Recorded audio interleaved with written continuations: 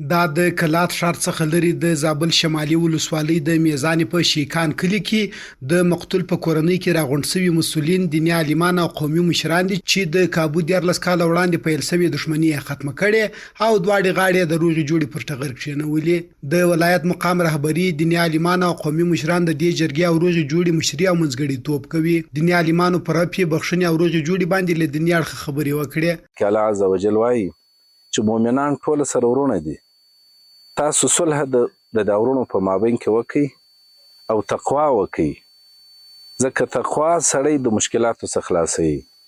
هر سړی چې د الله عز وجل حکم ته تسلیم سو، په هغو کې یو دغه حکم د الله عز وجل دی چې تاسو صلح وکړئ او صلح خیر ده.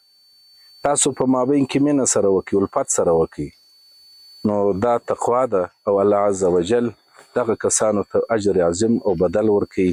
د مقتول کورنۍ غړي د اسلامي امارت هڅې ستایي چې په هیواد کې د دارنګ غنو کورنۍ ترمنځ روغه جوړه کړي. دوی وایي چې وړاندې د ژوند خوند تللی وو، خو اوس په آرام ژوند کوي. څونه د امارت ته خوشاله یو، دغه سپینګرانو د شورا له خلکو خوشاله یو، دغه ټول مجاهدینو ته خوشاله یو چې تعالی دې کامیاب کړي چې دغه کوم مشکل مو په مابین کې دغه حل کړی دی.